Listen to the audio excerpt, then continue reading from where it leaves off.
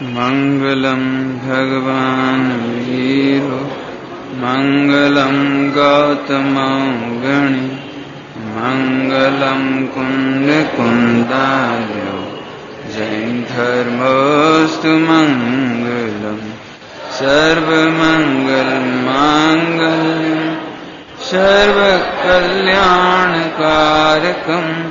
प्रधानम सर्वधर्माणां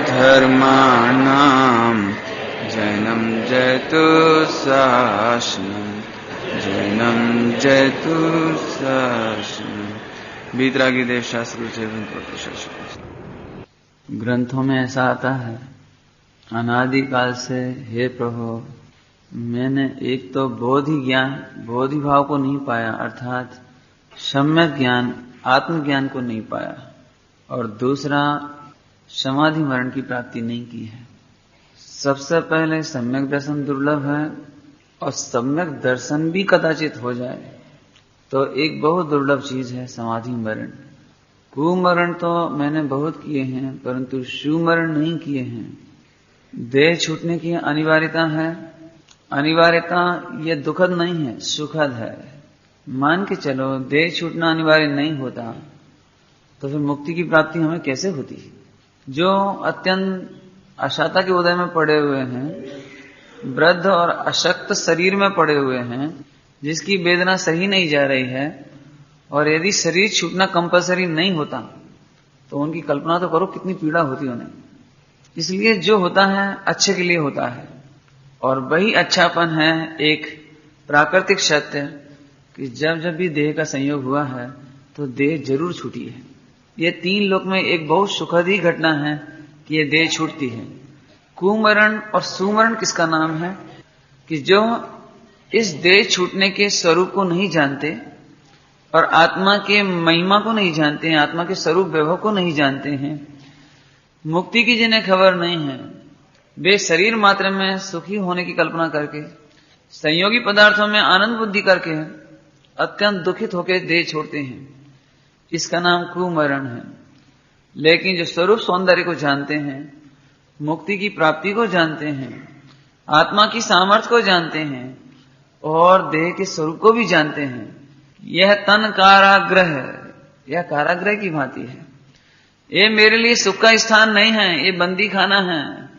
मैं अनादि से नई नई जेलों में कैद होता रहा हूं, आज तक मैंने मुक्ति की श्वास नहीं ली है। तो जो इसके स्वरूप को जानते हैं वे तो अत्यंत प्रसन्न चित्त होकर के इस देह को विदाई देते हैं। इसका नाम है सुमरण अर्थात समाधि मरण। इसकी चर्चा चल रही है। इतनी चर्चा भी क्यों की आज कि कितने ही नवागत होंगे तो उन्हें ऐसा लगता होगा कि पता नहीं कहां से और छोर चल रहा है, क्या बात चल रही है। तो अच्छा मरण, मरते समय भी मुस्कुराते हुए देह का छोड़ देना, प्रसन्न चित्त से देह का छोड़ देना, आत्मसंतुष्ट होकर देह को छोड़ देना, क्या यह संभव है? क्या अन्य प्रकार से भी मृत्यु सुखद हो सकती है? तो ये तो आप प्रत्यक्ष देख रहे हो कि जिन्हें बहुत मेहनत से कमाया हो, एकत्रित किया हो पदार्थों को, संयोगी पदार्थों को, धन को, स्त्री पुत्रादि को, इज्जत आबरू को, वे तो क्लेशित होते हुए बड़ी मुश्किल से इसका छोड़ पाते हैं, माने मजबूरी में छोड़कर जाते हैं। वे छोड़ना तो नहीं चाहते लेकिन मृत्यु जबरदस्ती उनसे छुड़ाती है। यह है कुमरण का दृश्य। क्या ऐसा भी संभव है कि सारी संपत्ति और विषय भोग हो और कोई प्रसन्न चित्त से वहां से चला जाए?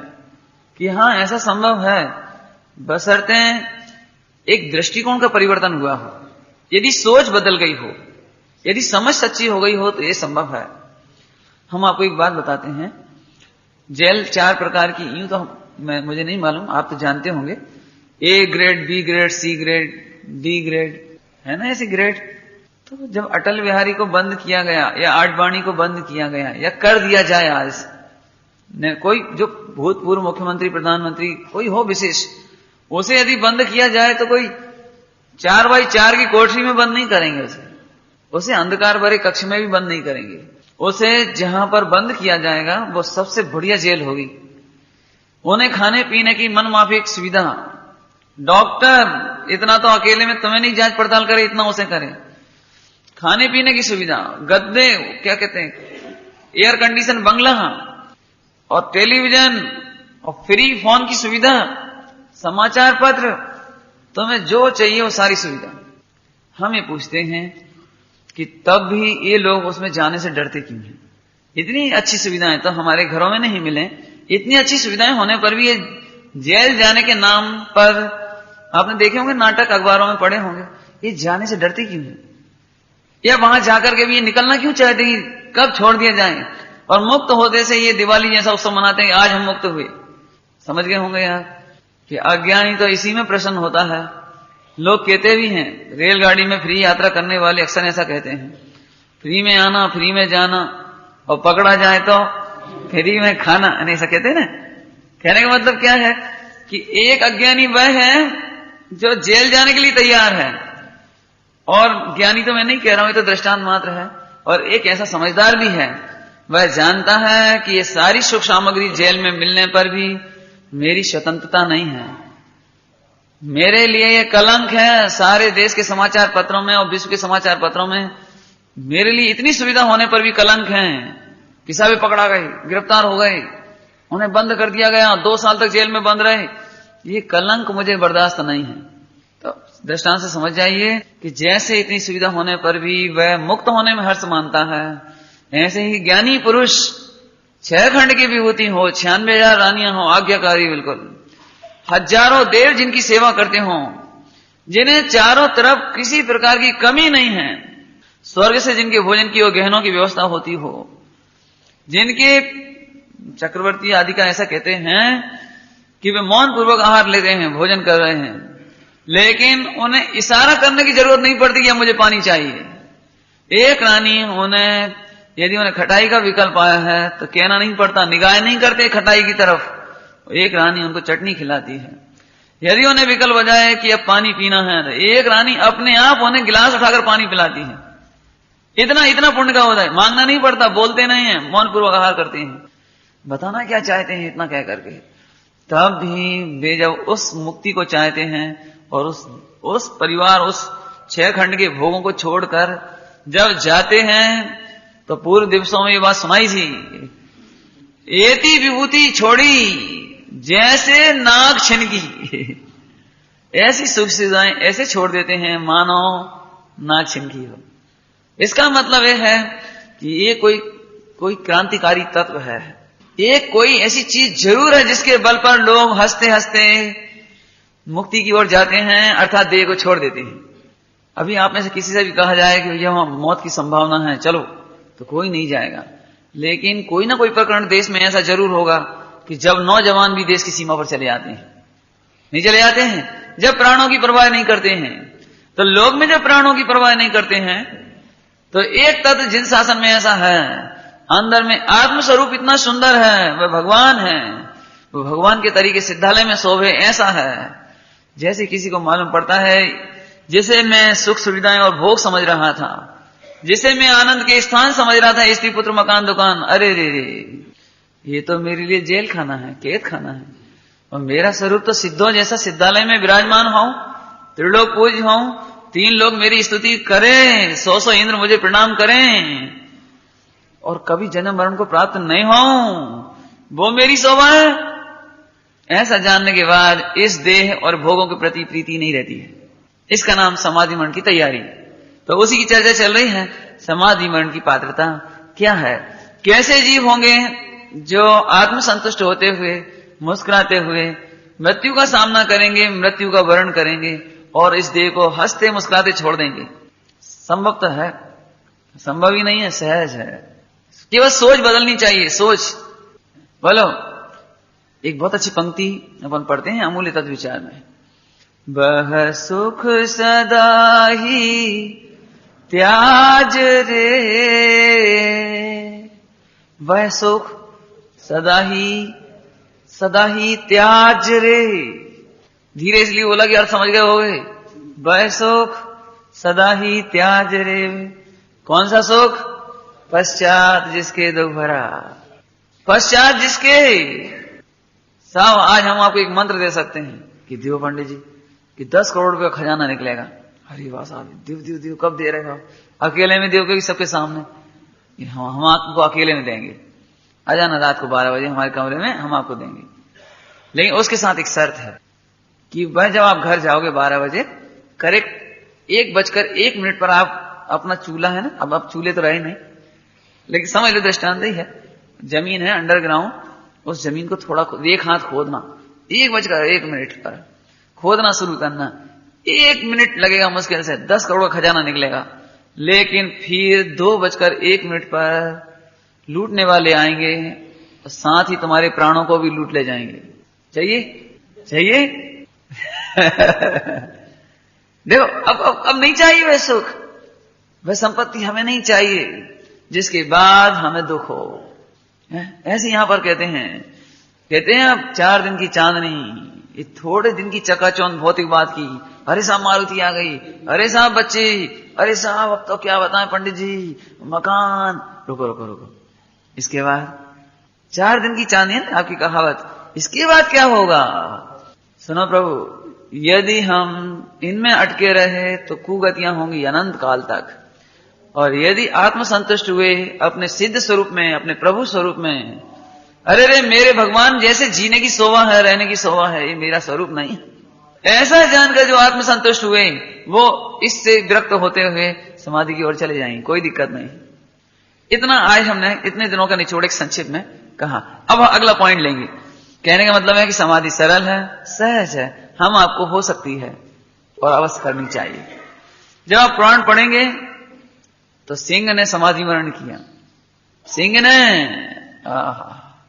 हाथी ने समाधि मरण किया, ऐसे कितने ही पशुओं ने, पक्षियों ने तक समाधि मरण किया।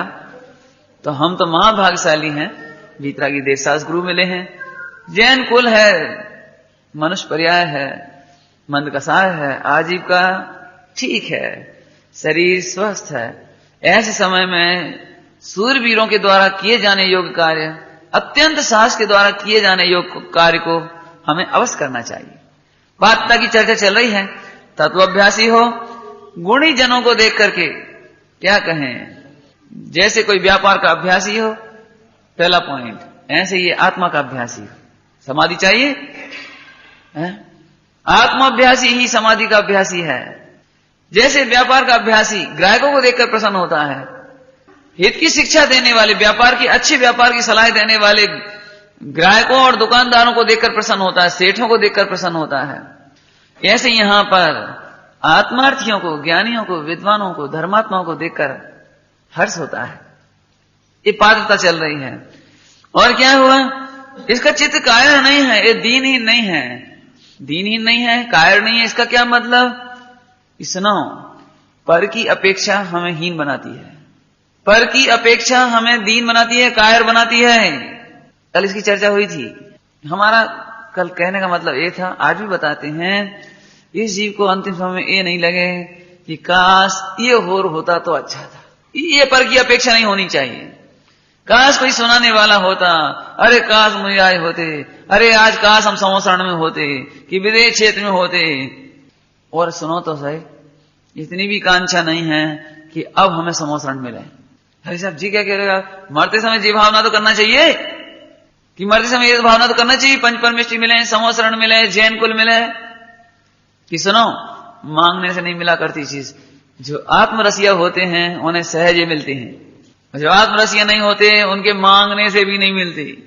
आप चिंता क्यों करते हैं? यदि आपने योग्यता है तो आपको जरूर मिलेंगे, और योग्यता नहीं है तो ऐसे होता है ना लोक में भी, जो वो दौड़ होती है ना, दौड़, तो दौड़ में गोल्ड मेडल मिलता है। तो जो दौड़ने में परफेक्ट है वे तो गोल्ड मेडल की ओर देखते ही नहीं, वे कोई सी सिफारिश लगाने भी नहीं जाते कि भैया जरा तुम हमें दिलवा देना, ये वे नहीं कहते किसी से। क्यों? वे तो अपना पुरुषार्थ, दौड़ का लक्ष्य पूरा करते हैं। उन्हें मालूम है कि यदि मैंने दौड़ का लक्ष्य पा लिया तो ये मेरा है ना, मांगना तो नहीं पड़ता। लेकिन जो बेईमान होंगे, नकली काम करने वाले होंगे, भ्रष्ट होंगे, रिश्वतखोर होंगे, वे क्या उपाय करेंगे, ये काम करो, इसकी घड़ी बंद करवा दो, तो इससे मिल क्या एम्पायर रेफरी, उससे मिली भगत कर लो, उससे नहीं तो फिर किसी ना किसी जुगाड़ से क्या वो करेगा क्या। दृष्टांत हुआ। ऐसे ही जो सुयोग्य जीव हैं, पात्र जीव हैं, उनसे देव शास गुरु दूर नहीं हो सकते, जैन शासन दूर नहीं हो सकता। उनके पास इतनी जोरदार पात्रता होगी कि उन्हें क्या बतावें आपको, वे यदि सातों नरक में होंगे तो सम्यक दर्शन कर लेंगे। और अपात्र जीव संवत्सरण में जाकर के भी मिथ्या दर्शन लेके ही लौट आएगा, माने मिथ्या दृष्टि देकर ही लौट आएगा। पात्र जीव होगा त्रियंच गति में भी जाएगा, मुनिराज को देखते सी सम्यक दर्शन ले लेगा, संवत्सरण को देखते सी सम्यक दर्शन ले लेगा। पंचकल्याणक होता है ना, पंचकल्याणक। तो लाखों देवी देवता जब जमीन पर उतरते हैं तो कितने ही पशु पक्षी देखते हैं, आज हो क्या रहा है, ये अचानक कितने लाखों देवी देवता नीचे क्यों आ रहे हैं, तो विस्मय से देखते हैं। और अचानक उन्हें जाति स्मरण ज्ञान होता है कि आज तो जन्म कल्याणक है, और ऐसा स्मरण करते से ही सम्यक दर्शन ले लेते हैं। अतिशय है, अतिशय क्षेत्र, ये पंच कल्याणक अतिशय काल कहलाते हैं। पंच कल्याणक की खबर मिलते ही, स्वरूप देखते ही, महिमा देखते ही आत्मानुभूति कर लेते हैं। तो सुनो, पात्रता चाहिए कि संयोग चाहिए, दोनों ही बात बता दी है आपको। मरते समय ये नहीं लगे कि हम सब भूल गए। 11 नौपुर का पाठ सुनो, किसी को ऐसा लगता है मरते समय हम सब भूल गए, हे भगवान सब याद रहे, सब याद रहे, सब याद रहे। सुनो, तुम सब याद रहे इसके चक्कर में क्यों रहते हो, एक याद रहे ये क्यों है? एक याद रहेगा तो सब याद नहीं होगा तो काम चलेगा, और सब याद रखने की भावना रखी और एक भूल गए तो ठीक है, मंद कसाय है, शांति से देह छोड़ी है, मंद कसाय है, तो एक निदान बंद कर लिया तुमने मरते समय। कौन सा निदान बंद कर लिया? मुझे सब याद रहे। जी भावना तो नहीं थी तुम्हारी कि मैं आत्मा में रहूं, ठीक है, मरण करके मनुष्य भी हो गए, वहां दीक्षा भी ले ली, और दीक्षा लेकर के 11 अंगों पूर्व तो मिल गए। निदान के फल में 11 अंगों पूर्व का ज्ञान तो मिल गया, लेकिन आत्मज्ञान नहीं मिला। पे निजातम ज्ञान बिना सुख, इसे हम क्या कह रहे हैं? कायर। कायर किसको कह रहे हैं? कल तो कुछ और था, आज थोड़ा आगे है। जो संवत्सरण की वांछा करते हैं कि मर करके हे भगवान विदेश क्षेत्र में चले जाना है, हे भगवान संवत्सरण मिले, हे भगवान देवशास गुरु मिले, यहां हम उन्हें कायर कह रहे हैं। क्या? फिर वही बात है, जिसे अपने ऊपर कॉन्फिडेंस है कि मैं दौड़ का पदक जीत लूंगा, जिस विद्यार्थी को विश्वास है कि मैं परीक्षा में फर्स्ट आऊंगा, वो क्यों चक्कर काटे फिर वहां के नकली, वो क्या कहलाती, वो रिश्वत देने के लिए यूनिवर्सिटी में चक्कर क्यों काटे वो, और क्यों पैसे ले लेके जाए, और क्यों क्या कहलाता है वो पेपर आउट कराए, और क्यों पैसे देके नंबर बढ़वाए, उसे जरूरत क्या है? वो नहीं कहता कि मुझे मार्कशीट ऐसी मिले, उसे मालूम है कि मुझे मिलेगी। है? बहुत सरल बात कहता हूं आपको, दूध में जिन्होंने शक्कर डाली है उन्हें फिर मिठास की याचना नहीं करनी पड़ती।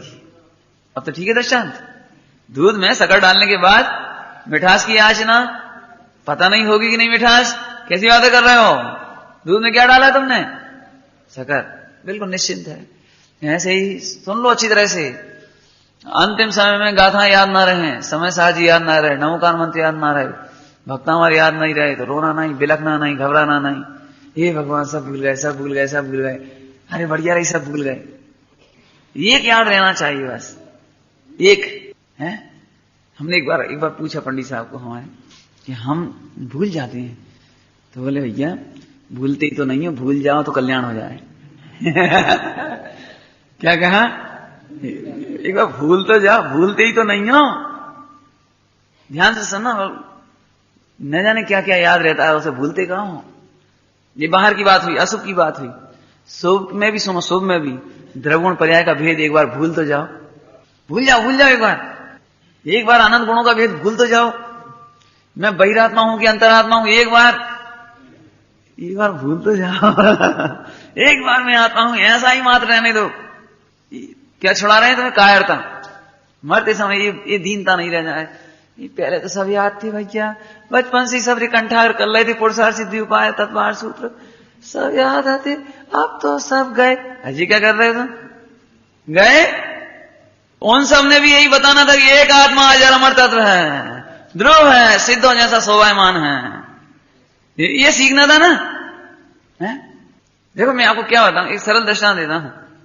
देखो क्या कहें आपको, शुरुआत में बच्चे को कुछ सिखाना हो, बच्चियों को कुछ सिखाना हो, तो आजकल तो स्कूल में पढ़ाते हैं ना MHSC, तो क्या सिखाते हैं? 2 ग्राम नमक डालो, 4 ग्राम शक्कर डालो, 200 ग्राम दूध डालो, ऐसे हमें सिखाते हैं ना इसे। अब वही बच्ची जब वो शुरुआत में पहली बार बनाती है तो उसे एक एक चीज का विकल्प करना पड़ता है। 2 ग्राम, 4 ग्राम, 100 ग्राम, ऐसे कोई चीज बनाना है भोजन की, रसोई, तो ऐसा विकल्प करना पड़ता है।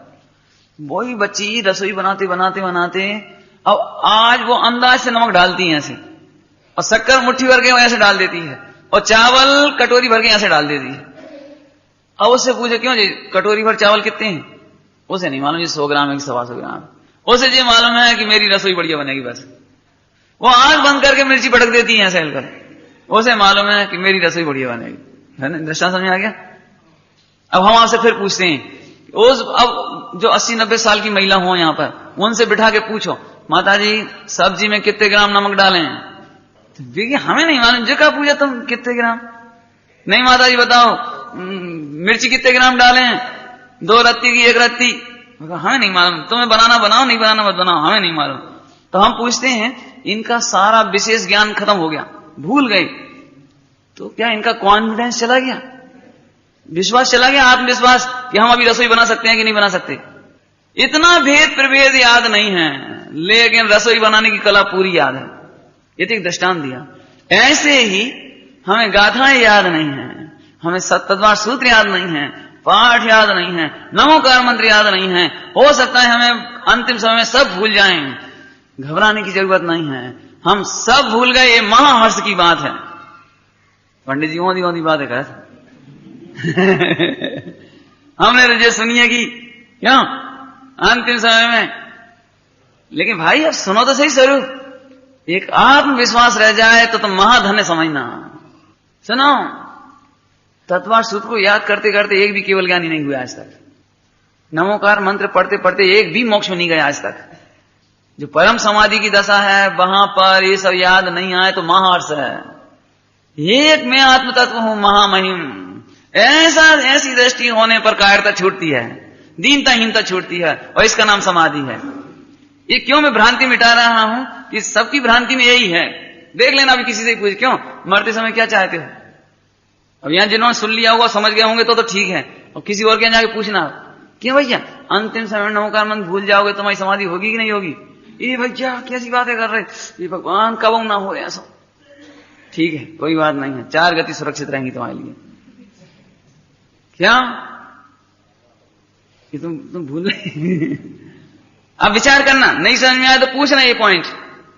धन है वे जीव जिन्हें मरते समय किसी की भी अपेक्षा नहीं रही, किसी की याद नहीं रही, पंच परमेश्वरी का भी नहीं लग रहा कि मैं उनके चरणारविंद में जाके जन्मूं, कहीं उनके पास जाऊं कि प्रभु मुझे कुछ नहीं करना है, सब कुछ होने योग होना ही वाला है, मुझे कुछ नहीं करना है। ख्याल में आ गया। देखो अब क्या कहूं, मेरी दृष्टांत देने की आदत है, मैं एक सरल दृष्टांत देके इस बात को आगे बढ़ाऊंगा। लड़के ने तो हां कर दी, बस शादी के लिए हां कर दी। अब उसको ये भावना करनी पड़ेगी, ये भगवान बारात जा रही, पंडित जी जरूर आए, भाव ने करावे, ये सोचना पड़ेगा उसे। क्या अब पता नहीं इतनी दूर बारात जा रही, वहां पे बाजे आएंगे कि नहीं आएंगे, सोचना पड़ेगा उसे। इस संक्षिप्त दृष्टांत में सब कह दिया हमने। एक बार आत्मा की स्वीकृति करने वालों को एक बार आत्मा की स्वीकृति तो कर, तुझे पंच परमेश्वर भी मिलेंगे, समोसरण भी मिलेगा, देश शास्त्र गुरु मिलेंगे, और क्या कहें भाई, तू तो बस अब बात ही मत कर, मिलने योग केवल ज्ञान तुझे मिलेगा प्राप्त होने योग सिद्ध दशा तेरे कदम चूमेगी। तू चिंता क्यों करता है। जैसे उसने एक बार, लड़के ने एक बार हां कर दी, इसके बाद उसे कोई विकल्प नहीं है, दहेज मिलेगा कि नहीं मिलेगा, क्या खाने पीने मिलेगा कि नहीं मिलेगा, सब होगा वो तो। एक बार तू हां तो कर। ऐसे ही एक बार ज्ञान की स्वीकृति करने वालों को समस्त होने योग्य होता है और समस्त छूटने योग्य छूटता है। इस दृष्टांत में सब समझ लेना, आगे चलते हैं अपन, ठीक है। इस तरह से बहुत सारी चर्चा कल हो गई थी, आगे पॉइंट लेना है अपने को। तो कैसा होना चाहिए समाधि लेने वाला। देखा जाए तो पॉजिटिव में तो सब कह चुके हैं, अब नेगेटिव कहना है थोड़ा थोड़ा। नेगेटिव समझ गए, मैंने निषेध, ऐसा नहीं होना चाहिए, ऐसा नहीं होना चाहिए, ऐसा नहीं होना चाहिए। अभी तक तो क्या कहा था, आत्मा का अभ्यासी हो, आत्मा का रसिया हो, आत्मा की महिमा जानता हो, आत्मा का अभ्यासी, आत्म लक्ष्य करने में चतुर हो, ऐसी बात कही थी। अभी ये बात कहना है जो नास्ती परक है, वो भव भोगों से विरक्त हो। अर्थात नास्ती अर्थात भव भोगों में आसक्त ना हो। बात सरल लग रही होगी, समझा रहे हैं थोड़ा सा। अक्सर ऐसा देखा जाता है कि लोग ऐसी शपथ खाया करते हैं, भावना भाया करते हैं, अगले भव में भी मां मिले तो तुम जैसी। मां कहती बेटा भव में तुम ही हमारे पुत्र हो, जे समाधि मरण के नाशक हैं। समझ गए? ये हमने हालांकि मां बेटे में कहा है, बाकी आप समझ लेना। ऐसी साथ जिए साथ मरे, तुम्हें मालूम है साथ जिए साथ मरे, आलू में जन्मोगे, असंख्या जीव साथ जन्मेंगे और साथ ही मरेंगे, मालूम है तुम्हें? नहीं नहीं प्रभु, अब साथ ही अजर अमर रहें। भाव नहीं भाव तो हे भाई हे बेटा, हमारी भावना है कि हम साथ साथ अमर रहें। समझ गए? क्या मतलब? बेटा तुम हमारे मोह में ऐसे काबिल मत होना कि अगली माँ के पेट में जाना पड़े तुम्हें। मालूम है क्या हुआ था? कहते हैं, यूं तो प्रद्युम्न कुमार का आता है, प्रद्युम्न कुमार का जब दीक्षा लेने का भाव आया तो उसकी मां रोने लगी, बहुत रोने लगी विभ्वल होके, क्योंकि प्रद्युम्न का हरण हो गया था बचपन में। तो जिसका हाल का जन्मा बालक, जिसकी शकल ना देखी हो माने, और बालक का हरण हो गया, और श्री कृष्ण का पुत्र, उस रुक्मणी की क्या हालत हो। और जब 16 वर्ष बाद आया और कुछ समय रहने के बाद जब दीक्षा लेके जाने लगा, तब माता की तो हाल ही समझ लो कि बड़ी मुश्किल से तो पुत्र आया था, थोड़े दिन देखा और फिर चल दिया, ये अंदर में विह्वल हो गई। तो देखना एक गजब बात, रुक्मणी का तत्वाभ्यास। रुक्मणी ये बोली कि बेटा तुम आत्म कल्याण करने के लिए जाते हो, तुम भगवान बनने जाते हो, मुझे कोई दिक्कत नहीं, लेकिन जिस तरह आज तुम मुझे रुला रहे हो, मैं जानती हूं तुम्हें कैसे जन्म दिया, कैसे तुम्हारा वियोग हुआ, और आज मेरी ममता रो रही है। तुम्हें एक कॉल करार करनी पड़ेगी कि अब ऐसे किसी माता के आंसू नहीं निकलाओगे। अब तुम मेरी तरह किसी माता को नहीं रुलाओ तो जाओ, और नहीं तो मत जाओ। क्या माताएं भी तो देखो, ये नहीं कहा कि अभी रुक जाओ मत जाओ, तुम भगवान बनने जाना चाहते हो, आत्म कल्याण करने जाना चाहते हो, जाओ, मुझे कोई नहीं। लेकिन मैं जानती हूं कि मेरी ममता आज कैसे फूट फूट कर रो रही है। तुम पहले ये शपथ लो कि अब किसी मां के पेट में नहीं जाओगे, तो मैं अपना मोह बर्दाश्त कर लूंगी, मैं ही तेरी अंतिम मां हूं, ऐसी करार कर। प्रद्युम्न कुमार बोले माता तेरे चरणों की शपथ लेकर कहते हैं कि अब मैं दूसरी मां नहीं बनाऊंगा। और वे प्रद्युम्न कुमार उसी भाव से समाधि मरण करके मोक्ष में गए। क्या बताना चाह रहे हैं? ऐसे दृश्य बता करके प्रतिमानियों के हम जो कुछ चेष्टाएं करते हैं। चलो अभी तो हमने आपको माँ बेटे के बीच बताया, पति पत्नी के बीच में बताया, और के बीच में बताया, लेकिन हम तो ये कहना चाहते हैं कि अब तो हमें आचार्य कौन कौन देव ही मिले हैं, ये तो ठीक है? अब तो हमें सुयोग द्रव्य छेद काल भाव मिले हैं, क्यों? ये तो ठीक है। देखो आपको लग रहा होगा ये कैसी बुरी बातें कर रहे हैं। अरे अच्छी बात है ना, आचार्य मिले, केवली भगवान मिले, समोसरण मिले, जी बात तो अच्छी है। देखो लगती तो अच्छी है देखने में, लेकिन देखो आप बुरा नहीं मानना, मेरे शब्द थोड़े बुरे हैं, मैं पहले ही आपको वार्निंग दे देता हूं, क्या वो सावधानी का संकेत दे देता हूं, आप बुरा नहीं मानना। सुनो, ये देखने में जितने अच्छे लग रहे हैं ना, ये भी उतने ही बुरे हैं जितने ये विचार के दे छोड़ी कि आचार्य मिले, समोसरण मिले, तो पुण्य फलीभूत भी हुआ और हमें अनंत बार समोसरण मिला और अनंत बार आचार्य भी मिले। इतना ही नहीं, हमने अनंत बार दीक्षा भी ले ली। ये निदान के फल में ये तीनों काम हो गए। निदान के फल में चाह की थी ना, चाह तुमने इष्ट संयोग चाहे थे, मिल गए, रुको, लेकिन तुम आज यहीं खड़े हो, यहीं खड़े हो, तो फिर अब क्या करें? योग्यता चाहते हैं, समझदार अपनी योग्यता चाहते हैं। समझदार स्वाश्रय करके, आत्मा का आश्रय करके अपनी योग्यता बढ़ाते हैं। चाहते हैं माने बढ़ाते हैं, मांगते नहीं है। ख्याल में आया भैया? इसलिए बुरा नहीं मानना, जरा सही बात समझना। देखो आपको ये बात मैं क्यों बता रहा हूं, जानबूझकर बता रहा हूं। क्यों?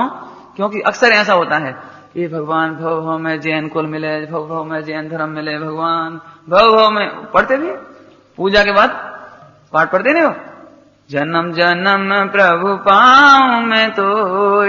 बात तो सच्ची है, सच्ची है, लेकिन व्यवहार से भक्ति के स्थान पर तो सच्ची है, भक्ति के स्थान पर सच्ची है, कोई दिक्कत नहीं है। लेकिन यदि तुमने अंतिम समय में चाहे तो तुम्हें बहुत नुकसान होगा, क्योंकि जन्म जन्म प्रभु, तो जन्म जन्म चाह रहे हो क्या? जन्म जन्म चाहिए कि मुक्ति चाहिए है? लेकिन भक्ति में ऐसा ही कहना चाहिए, और कहते हैं, हम भी कहते हैं, हे प्रभु धन्य भाग्य है जो जिन शासन मिल गया। अब यदि कभी जैन कुल यानी कभी जन्म हो तो क्या बोल दिया, क्या बोल दिया, यदि कभी, क्या कह रहे हैं, यदि कभी जन्म हो तो जिन शासन मिले। लेकिन सुनो, यदि हमारी पात्रता होगी तो जिन शासन मिलने में हमें शंका नहीं है, और पात्रता नहीं हुई तो जिन शासन पाने से लाभ ही नहीं निकलेगा कुछ है। बहुत सरल दृष्टांत है। एक व्यक्ति ऐसी भावना भाता था कि घर में खूब खाने पीने के लिए हो, खूब खाने पीने के लिए हो, तो दिन रात मेहनत करके खूब खाने पीने को हुआ, लेकिन तब तक उन्हें डायबिटीज हो गई। अब बताओ किस काम का हुआ? और घर में घी है, शक्कर है, लेकिन इसके किस काम का हुआ? डॉक्टर ने कह दिया घी बंद, शक्कर बंद, तेल बंद। अब बताओ उसके किस काम का हुआ? तो ऐसा पुण्य का उदय हमें नहीं चाहिए कि सब कुछ मिले और हमारी पात्रता ना हो। समझ में आया कुछ? तो इसलिए एक चर्चा कह रहे हैं। क्या कहा था? भव भोगों से विरक्त हो। दो चीज ली, भव भोगों से तो विरक्ति की बात समझ में आ जाती है कि ठीक है पंडित जी भोगों में कच्छू नहीं रखो, भोग छोड़ने लायक हैं, ये बात तो समझ में आती है। लेकिन भव, अब हमें मनुष्य भव भी ना मिला है। नहीं पंडित जी अभी तो मोक्ष होना नहीं है, तो चार भव में से, चार गति में से कौन सा चाहिए? कौन सा चाहिए? कि उसी की तो बात चल रही, चारों नहीं चाहिए। सुनो, जिन्हें चार की चाह नहीं है, एक ज्ञायक स्वभाव की चाह है, उसी का लक्ष्य है, उसी का पक्ष है और उसी का आश्रय है, ऐसे जीवों को योग्य रीति से देवगति मिलेगी तो देवशास्त्र गुरु के निकट जाएंगे, और मनुष्य भाव मिलेगा तो भी देवशास्त्र गुरु मिलेंगे। अच्छा, अपने को दिक्कत क्या है? जरूरी है कि अपन चाहें कुछ? क्यों चार गति में से कुछ चाहे जरूरी है क्या? तो नहीं चाहेंगे, अपने क्या दिक्कत है? ठीक है, आज से चाहत नहीं करेंगे, ठीक है। देखो अभी भी ये बात आपको सरल लग रही होगी, लेकिन मैं सोचता हूं ये और गंभीर बात है थोड़ी सी। अक्सर किसी के पुण्य का उदय देखकर हम ये चाहने लगते हैं ऐसा घर हमारा हो। दूसरों के सुंदर बाल बच्चों को देखकर अरे काश हमारे भी ऐसी बालक हों। तुम्हें नहीं मालूम, तुम निदान बांध करके नुकसान कर रहे हो अपना, है? तो संक्षेप में समझ लेना, हमें सचमुच जग के सुख की तो चाह नहीं है। वो क्या? स्वर्ग सुख की तो चाह नहीं है, जग के दुख की तो परवाह नहीं है, स्वर्ग सुख की भी चाह नहीं है। हमारी दिए गई है बस, मैटो जामन मरण होवे ऐसा यतन। समझ गए? अब आगे चलते हैं। देखो, तो भवों से विरक्त हो, ज्ञान संपन्न हो, स्वपर स्वरूप का ज्ञाता हो, निर्भय हो, निर्भय शांत हो, परम पद का अन्वेषक हो, जिसकी चर्चा इनडायरेक्टली अपन ने की है। परम पद का अन्वेषक, परम पद का अन्वेषक। अब इसको संक्षेप में दृष्टांत दें। देखो, आप बंबई बाजार में माल खरीदने गए हो 10 लाख रुपया लेकर के, लेकिन जो माल आपकी दुकान पर बिकता है वो नहीं मिला आपको, नहीं मिला उस दिन नहीं मिला, और वो रिजर्वेशन आपका लौटने का है बिल्कुल, तो लौटना भी कंपलसरी है, और वो माल 10 दिन बाद आएगा समझ लो। अब आप 10 लाख रुपया ले गए और बढ़िया आदमी है, समझदार आदमी है, तो आने जाने का 500 रुपये कौन बेकार जाने दे? तो अब क्या करेंगे? बाजार में करेंगे क्या कि भले ही वो वहां रहे, आए, खाए, पिए, लेकिन अन्वेषण उसका चल रहा है कि मेरा माल कब आएगा, मेरा माल कौन जल्दी दिला सकता है, और कहीं मिल सकता है क्या, कोई दिलवा सकता है क्या? तो उसकी भावना अन्वेषण। अपने माल की तरफ है, और फिर कदाचित माल ना मिले तो कदाचित और काम करके भी लौट सकता है वहां से। लेकिन दिमाग में क्या चल रहा है बराबर? एक अपना उद्देश्य। ठीक है, बालक है, परीक्षा देना है, हर हाल में रात भर जगकर पढ़ना उसका उद्देश्य है। अब वो कभी थोड़ी देर के लिए घूम लेता है, कभी थोड़ी देर चाय पी लेता है, कभी थोड़ी देर गाना गा लेता है, कभी मित्रों से वार्ता भी कर लेता है, लेकिन लक्ष्य क्या है उसका? घूमना, वार्तालाप, कुछ नहीं। उसके उद्देश्य एक पढ़ाई। ऐसे ही थोड़ी देर के लिए हम व्यापार भी करते हो, स्त्री पुत्रादि भी दिखाई देते हो, सब कुछ होता हो, हम पूजा पाठ भी करते हो, भक्ति आदि सब करते हो, कोई दिक्कत नहीं है, लेकिन एक परम पद का अन्वेषक है, परम पद का अन्वेषक। इसको पढ़ना हो तो भरत जी कैसे परम पद के अन्वेषक थे, या पढ़ना उसमें। भरत जी ने आहार लिया, अंदर ही अंदर विचार चल रहा है, हे आत्मन, हम वह तत्व हैं जिसे आहार की जरूरत नहीं है, और जिसे आहार की जरूरत है वो हम नहीं है, हैं? जहां आहार के विकल्प हैं वहां हम नहीं हैं, जहां हम हैं वहां तो परमात्मा विराजता है। हे शाश्वत सिद्ध, ऐसा शब्द लिखा, हे शाश्वत सिद्ध, तुम्हें आहार की कहां जरूरत है? ऐसे बहुत चिंतन, अंदर ही अंदर भेद विज्ञान, इसको कहते हैं परम पद का अन्वेषक। परम, परम माने परम, सर्वोत्कृष्ट पद का अन्वेषक, और हमें कुछ नहीं चाहिए। ख्याल में आया? अब भले ही देखो क्या कहें भाई, लोक में भी जैसे आप अपना प्रयोजन साधने के लिए उठते हो, बैठते हो, खाते हो, कमाते हो, सब करते हो, लेकिन प्रॉफिट पे नजर रखते हो। दुकान में नहीं, ग्राहक आ जाए तो किसी पर 100 रुपए भी खर्च करते हो, किसी पर 10 रुपए खर्च करते हो, फिर भी नजर प्रॉफिट पर है। ऐसे ही हम प्रवृत्ति कोई से भी करें, लेकिन नजर हमारी एक परम पद के अन्वेषण में लगी रहे। परम पद समझ गए? व्यवहार से कहो तो सिद्ध पद, परमार्थ में कहो तो आत्मा, जिसके आश्रय से समाधि होती है। बराबर? अच्छा, और क्या करें? शीलादि गुण संपन्न हो, शीलादि गुण संपन्न। और इसके ऊपर हम प्रवचन नहीं करेंगे अभी, ये पॉइंट एक पॉइंट बोल रहे हैं, क्योंकि इसके ऊपर अपने शील व्रत के ऊपर प्रवचन हो गए हैं। ज्यादा हो तो उत्तम ब्रह्मचर्य की चर्चाएं पढ़ लेना। देखो, शील रहित पुरुष को समाधि कैसे होगी? जिसके चित्त में, बहुत अच्छा लिखा है नियम सार जी में, कलश, शायद 59 नंबर शायद कलश का होगा। हे भव्य, हे श्रोता, यदि तेरे चित्त में किसी कामनी का रूप बसता हो तो तुझे मेरे वचनों से क्या लाभ होगा? ऐसा लिखा है, यदि तेरे चित्त में किसी और कामनी का रूप बसता हो तो तुझे मेरे बीतरा की वाणियों से, मेरे वचनों से क्या लाभ होगा? इसमें थोड़े भी समझना। कुल मिलाकर है, हमारे मुख पर गंदी गालियां ना हो, वेश्या सेवन ना हो, पर स्त्री के प्रति लक्ष्य ना जाता हो, सेवन की तो बात छोड़ो, पर स्त्री के प्रति हमारी आसक्ति ना होती हो। स्त्रियां हो तो पर पुरुषों में इस तरह से समझें। अभी और सरल करें तो देखा जाए तो टेलीविजन हमें सील से भ्रष्ट कर देता है। जैसे हम टेलीविजन देख करके उसके पात्रों पर मोहित होते हैं, ऐसे ही स्त्रियां भी उनमें कार्य करने वाले, अभिनय करने वाले पात्रों पर मोहित होती हैं। अंदर ही अंदर ऐसी भावनाएं होती हैं, ऐसे रूप हमारे हों, ऐसे सदस्य हमारे हों, ऐसी कल्पनाएं, ऐसे भोग हमारे हों, ये नाना प्रकार की चेष्टा। ये पुरुष कितना सुंदर है, पुरुषों को लगता है ये स्त्री कैसी सुंदर है, तुम्हें नहीं मालूम, तुम अपने सील को नष्ट कर देते हो। और सील रहित पुरुष क्या कहें भाई। एक दिगंबर महाराज की कथा आती है, वनखंड में ध्यानस्थ बैठे थे, वहां से कोई स्त्री सिर में अच्छा तेल डालकर, खुशबूदार तेल डालकर, और खुले हुए बालों को रख करके वहां से निकली। अचानक उसकी गंध नाक से टकराई और ध्यान भंग हुआ, और उस समय ऐसा विकल्प आया, इस स्त्री के केस कितने सुंदर हैं। कथा एक कहती है आगे जाकर कि उन दिगंबर महाराज ने उन केसों में मोहित होकर के निदान बांधा, और देह छूटने पर उन केसों में, उन बालों में जू बन गए।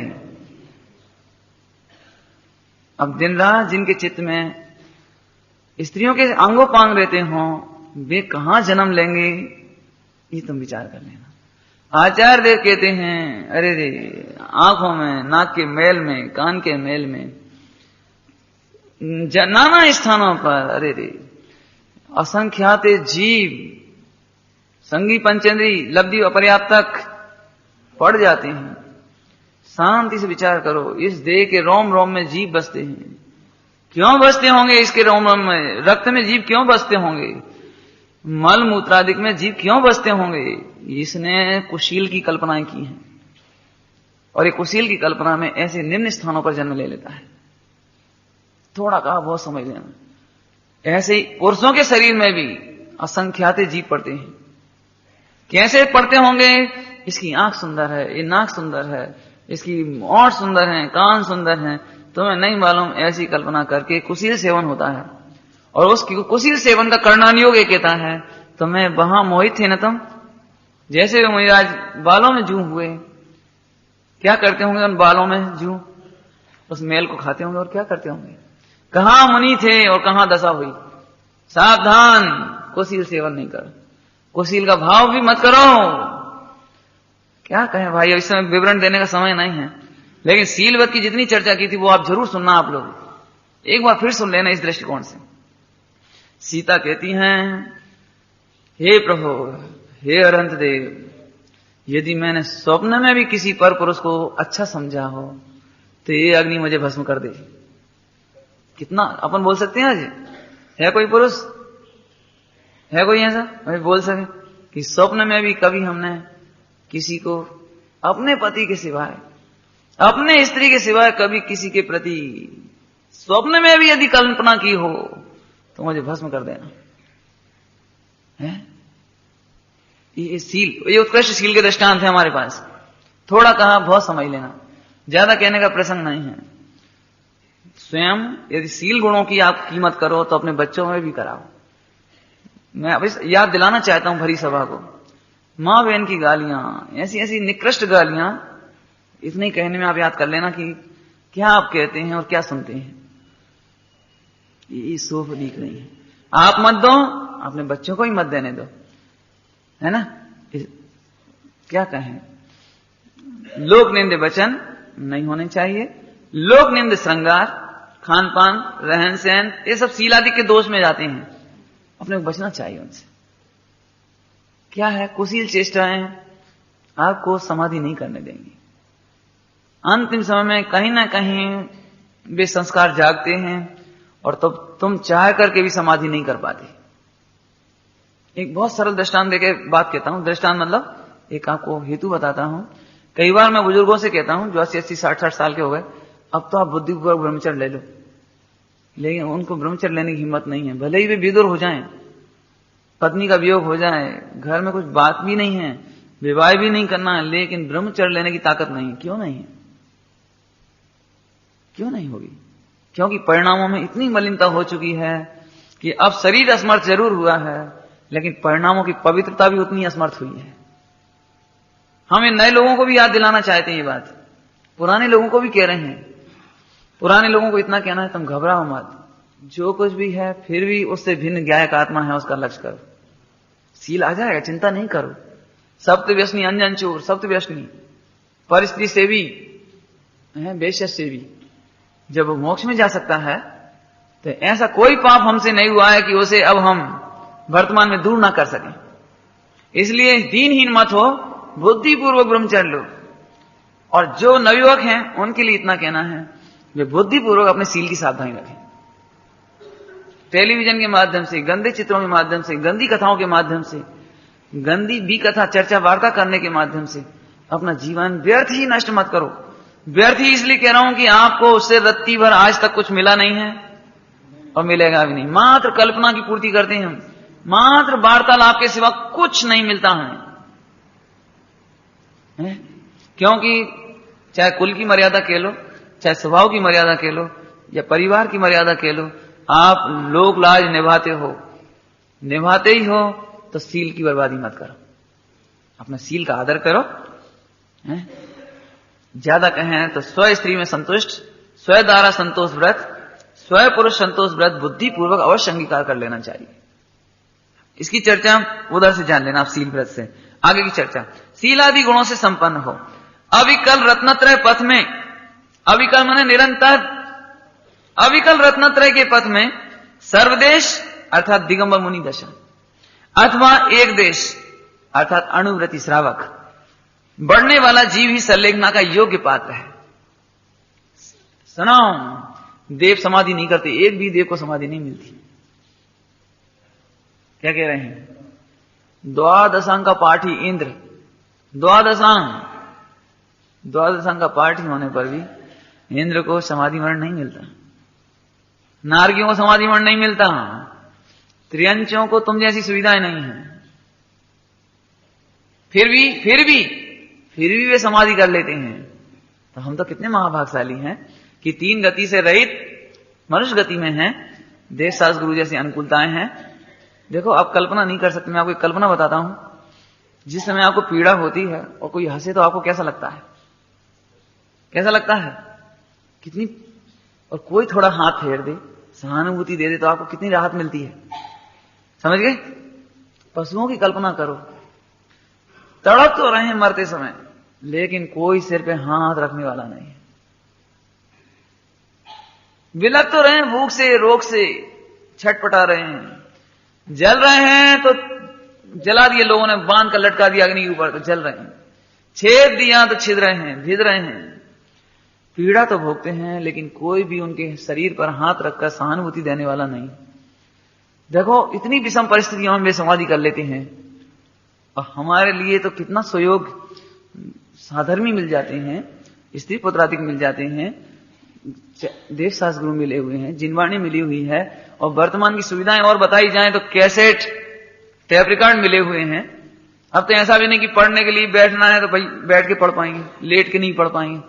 तुम्हें ताकत नहीं तो लेटे सुन सकते हो, पढ़ सकते हो, विचार कर सकते हो।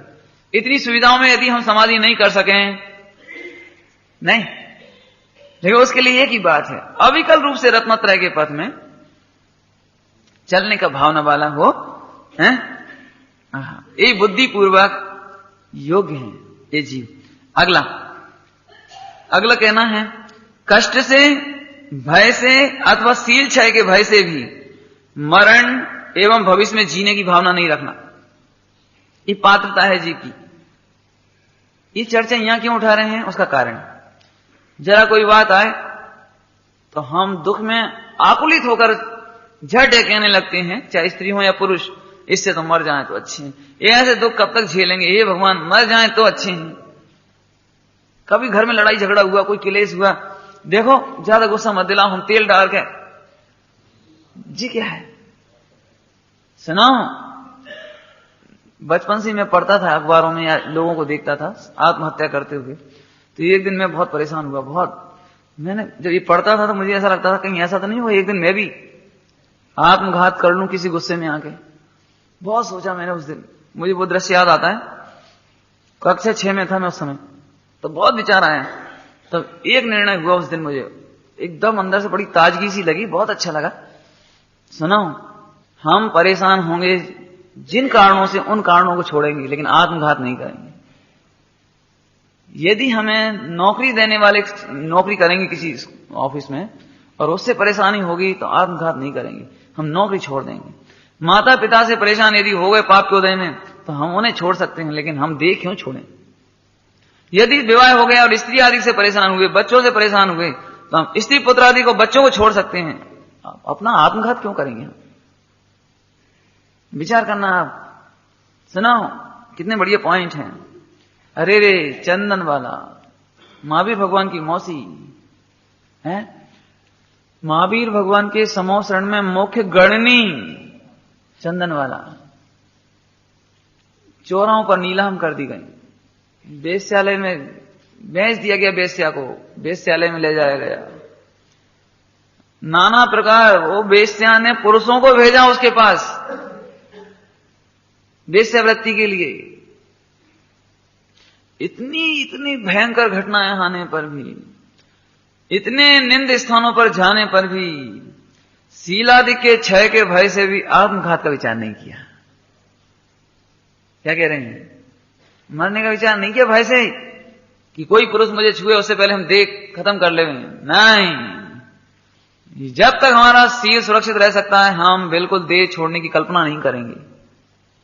सीता ने 6 माह रावण के यहां इतने उपद्रव हुए, नाना प्रकार के उपद्रव, यहां तक कि रावण ने झूठा स्वांग बना के दिखा दिया कि ये हैं राम लक्ष्मण के शेर, अब तो तुम मुझे स्वीकार कर लो,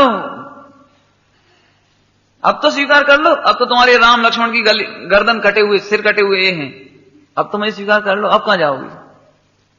तो उसने कहा, हे रावण, हे भ्राता, हे भाई, तूने इतना उपकार मेरे ऊपर किया तो एक उपकार और कर दे। क्या कह रही है? तुमने इतना किया सो तो ठीक किया, जो तुम्हें करना था किया, एक उपकार कर दे तो मैं तेरे बहुत एहसान मानूंगी।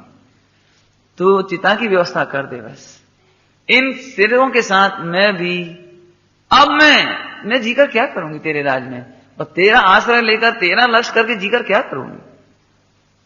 आखिरकार रावण को लौट नहीं पड़ा, साम दाम दंड भेद से भी अतिचार तो बहुत दूर की बात है, अनाचार तो बहुत दूर की बात है, उस सीता के चित्त में अतिक्रम तक पैदा नहीं कर सका वो रावण। अतिक्रम, अब जो नए लोग नहीं समझते होंगे, अतिक्रम माने, अतिक्रम ऐसे समझ लो, अपन कोई प्रतिज्ञा लेते हैं ना तो उसमें 4 क्रम होते हैं। सबसे पहले अतिक्रम होगा, मैंने प्रतिज्ञा ली है तो उसको भंग होने की दिशा में सबसे पहले अतिक्रम होगा, फिर व्यतिक्रम होगा, फिर अतिचार होगा और फिर अनाचार होगा। अब यहां प्रतिज्ञा टूटेगी, ऐसा क्रम है चरणादियों में। नए लोग सुनना ध्यान से, समझ लो रात्रि भोजन छोड़ दिया, लेकिन रात्रि में बढ़िया मिष्ठान बन रहे थे, उस समय बन तो अच्छे रहे, बहुत स्वादिष्ट बन रहे हैं, ये लोग खा रहे थे, इनके आनंद आ रहा हुआ है ना, ये जो मन में अच्छापना रात्रि भोजन के प्रति है, ये अतिक्रम है? फिर ये विचार आया कि अपन ने प्रतिज्ञा ले ली, नहीं तो अपन भी खा लेते, खाएं कि नहीं खाएं, रहने दें, अरे रहने दो, कौन तोड़े प्रतिज्ञा, नहीं खा लेंगे, रहने दे, क्या करें। अब ऐसा ऐसा विचार आना, प्लान बनने लगा अंदर अंदर, ये व्यतिक्रम हुआ। और फिर क्या हुआ? अतिचार, कि खाने के लिए वहां तक पहुंच भी गया, हाथ भी लगा दिया, उठा भी लिया, और यहां आया, ये अनाचार हो गया, यहां नियम टूट गया उसका। ये दृष्टांत की बात है।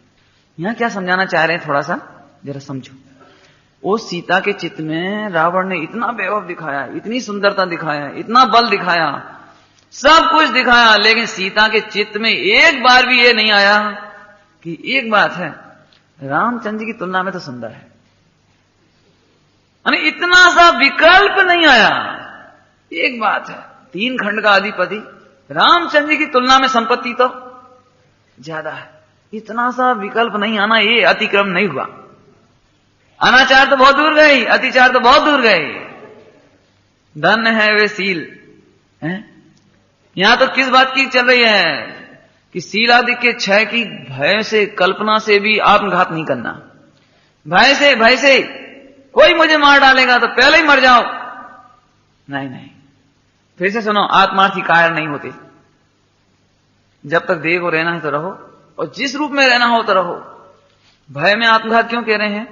कभी कभी बहुत भयंकर रोग हो जाए, भयंकर सिर फटे, कैंसर हो जाए, टीबी हो जाए, अथवा और कोई लोक निंदा रोग हो जाए, और ऐसे में बहुत तड़प रहा हो, 1 मिनट चैन ना मिलती हो, तो कई बार ऐसा सुनने को मिलता है टीबी हॉस्पिटल वगैरह में कि लोग हॉस्पिटल की छत पे से कूद के मर जाते हैं।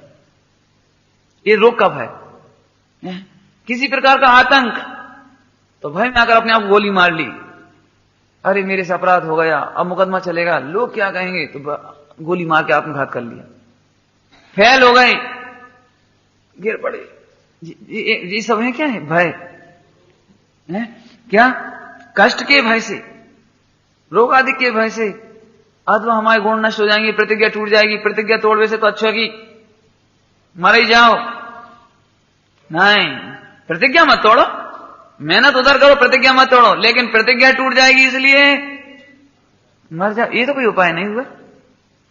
कई बार ऐसा होता है, देखो अपन एक बात मैं आपको याद दिलाता हूं, जब कोई प्रतिज्ञा दिलवाते तो ये कहते हैं मैं एक बार मर जाऊंगा लेकिन प्रतिज्ञा नहीं तोड़ूंगा। ऐसा बोलते ही नहीं बोलते अपन, भगवान चाहे गलती हो मैं मर सकता हूं लेकिन रात्रि में पानी नहीं पी सकता, ऐसे लोग प्रतिज्ञा करते हैं, ऐसी भावना भाते हैं। इसका मतलब क्या है कि रात्रि में पानी पीने का प्रसंग आ जाए तो हम मर जाएं, पानी नहीं पिएंगे, मरे क्यों हम? समझ आए ना हमारा मतलब? माने किसी भी कीमत पर आत्मघात का परिणाम नहीं आना। अभी तक की चर्चा तो जनरल आपको तैयारी के मामले में थी थोड़ी सी, लेकिन अब समाधि मरण के मामले में बताना चाह रहे हैं। कई बार जब अंतिम समय में 5 बरस तक लगवा लगा रहा, तब भी मरने की कामना नहीं हो, ये पात्रता होनी चाहिए। बुद्धिपूर्वक अभी भी आप ये तैयारी करो। कभी आपके घर में कोई कह दे मैं मर जाऊंगा, उस समय भले ही मत समझाओ, लेकिन अकेले में बैठ के समझाओ, बेटा आए तो तुम्हारे मुख पर ये वचन आए, आज के बाद ये वचन नहीं निकालना। आत्मघाती महापापी है। संलेखना या समाधि ये आत्मघात नहीं है। अब सोचना, अब मैं आपके लिए प्रैक्टिकल छोड़ देता हूं।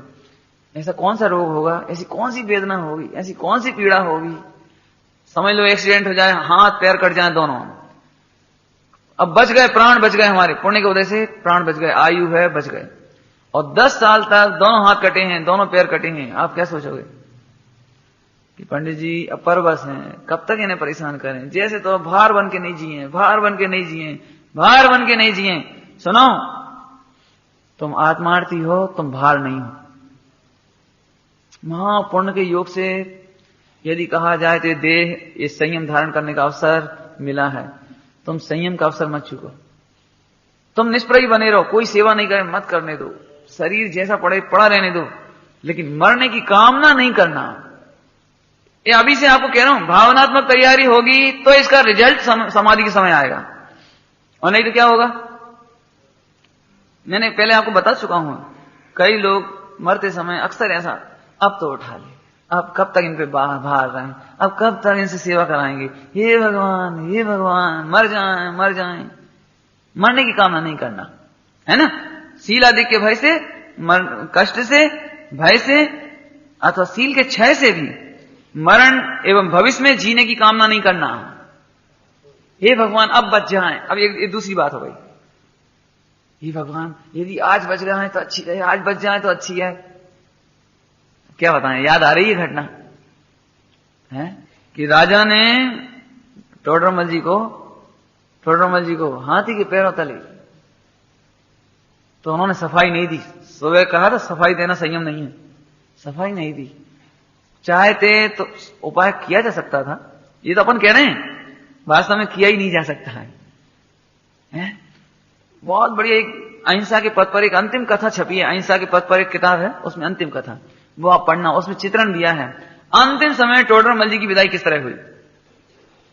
सारे साधर्मी जब सबको मालूम पड़ गया कि इन्हें आज हाथी के पैरों तले दबाया जाएगा आज, तो सारे लोग इकट्ठे हो गए, पूरे जितने साधर्मी थे, मुमुक्षु, स्वाध्यायी, कमरा खचा खच बैठे हुए हैं, बिल्कुल शांत मुद्रा से बैठे, सब विब्बल होकर रो रहे हैं, आज हम अपनी आंखों के सामने आपको हाथी के पैर के नीचे जाते कैसे देखेंगे।